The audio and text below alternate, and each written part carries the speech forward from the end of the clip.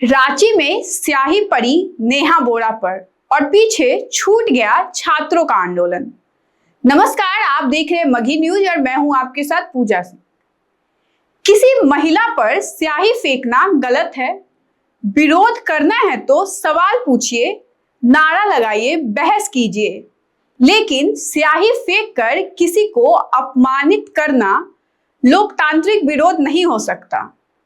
लेकिन रांची में नेहा बोरा पर स्याही फेंके जाने के बाद एक दूसरा सवाल खड़ा हो जाता है। क्या एक लड़के की हरकत को आरएसएस बीजेपी से जोड़कर राजनीतिक माइलेज लेने की कोशिश हो रही है? और उससे भी बड़ा सवाल, जिस छात्र आंदोलन को छात्र खुद गैर राजनीतिक रखना चाहते थे, उसमें दिल्ली से नेता पहुंचकर आखिर अपना बाजार क्यों सजाने लगे? देखिए, पहले पूरा मामला समझिए। रांची में जेपीएससी और जेएसएससी की परीक्षाओं को लेकर छात्र कई दिनों से आंदोलन कर रहे हैं। उनकी मांग साफ है, परीक्षा में कथित गड़बड़ियां को निष्पक्ष जांच हो, भर्ती प्रक्रिया पारदर्शी बने और छात्रों को भविष्य के साथ खिलवाड़ बंद हो। छात्र सड़क पर हैं, भूख हड़ताल कर रहे हैं, सरकार से बातचीत कर रहे हैं। यानी ये झारखंड के छात्रों की झारखंड सरकार से लड़ाई है। अब इसमें एंट्री होती है आइसा के राष्ट्रीय अध्यक्ष नेहा बोरा की। नेहा बोरा रांची पहुंचती है, छात्र आंदोलन के बीच जाती है, विधानसभा मार्च में शामिल होती है और यहीं से पूरा माहौल बदल जाता है। छात्रों के एक हिस्से ने पहले ही साफ कह दिया था, उनका आंदोलन किसी पार्टी या राजनीतिक संगठन का मंच नहीं बने। सीधी भाषा में कहे तो समर्थन दीजिए, लेकिन आंदोलन को हाईजैक मत कीजिए, क्योंकि नौकरी के लिए सड़क पर बैठे छात्र नहीं चाहते कि उनकी परीक्षा का मुद्दा बीजेपी बनाम वामपंथ, आरएसएस बनाम वामपंथ आइशा की राजनीति में बदल जाए। लेकिन हुआ क्या? मार्च के दौरान एक युवक ने नेहा बोरा पर स्याही फेंक दी। पुलिस ने उसे पकड़ लिया। उस युवक ने नेहा बोरा को राजनीति और उमर खालिद को लेकर अपनी नाराजगी जाहिर की। अब यहां से दो बातें साफ है। पहली, स्याही फेंकने वाले लड़के ने गलत किया, कानून कार्रवाई करे। लेकिन दूसरी बात, घटना के तुरंत बाद उसे आरएसएस बीजेपी से जोड़ दिया जाए। नेहा बोरा की तरफ से आरोप लगाया कि आरएसएस बीजेपी के लोग ने हमला किया।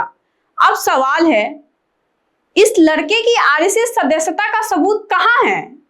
क्या वह आरएसएस का पदाधिकारी है? क्या एबीवीपी का सदस्य है? क्या किसी संगठन ने उसे भेजा था? अगर सबूत है तो सामने रखिए।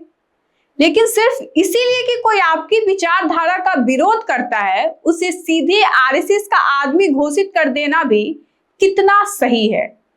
एबीवीपी ने भी इस घटना को किसी संबंध से इनकार कर दिया। यानी जांच अभी होती, सच क्या है पुलिस बताएगी, लेकिन उससे पहले राजनीतिक फैसला सुना दिया गया। और इसका नतीजा देखिए, जिन छात्रों का आंदोलन 2 हफ्ते से चल रहा था, उनकी चर्चा पीछे चली गई।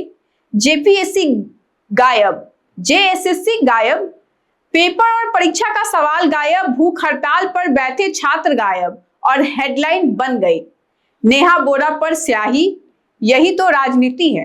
किसी आंदोलन में जाइए, कैमरा अपनी तरफ कीजिए, घटना हो जाए तो उसे विचारधारा की लड़ाई बना दीजिए और जिस छात्र के लिए आंदोलन शुरू हुआ था वह पीछे छूट जाए।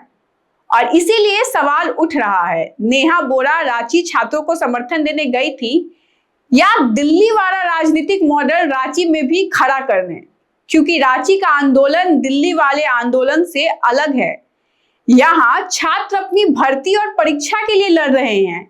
इनकी लड़ाई हेमंत सोरेन सरकार और परीक्षा व्यवस्था से है। इनको ना आरएसएस से मतलब था, न वामपंथ से। इनको नौकरी चाहिए, इनको निष्पक्ष परीक्षा चाहिए, इनको अपने भविष्य का जवाब चाहिए। लेकिन अब आंदोलन के बीच आरएसएस, बीजेपी, आइशा, उमर खालिद सबकी चर्चा होने लगी और छात्र का असली सवाल किनारे चला गया।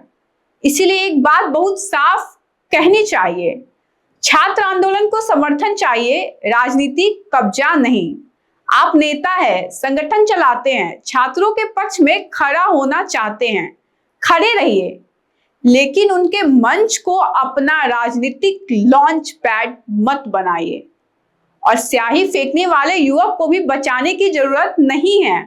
उसने गलत किया है तो कार्रवाई हो, लेकिन बिना जांच किसी पूरे संगठन को कटघरे में खड़ा करना भी उतना ही गलत है। रांची के छात्रों ने अपनी लड़ाई मेहनत से लड़ी है। उनकी आवाज उनके नाम से सुनी जानी चाहिए, किसी राष्ट्रीय नेता या संगठन के नाम से नहीं। और इस पूरे विवाद का सबसे बड़ा सवाल यही है, स्याही ने नेहा बोरा को सुर्खियां दी, लेकिन उसी स्याही में छात्रों का असली मुद्दा तो नहीं भूल गया। इस बात पे सोचिएगा जरूर और कमेंट करके बताइएगा कैसा लगा आपको हमारा वीडियो। धन्यवाद।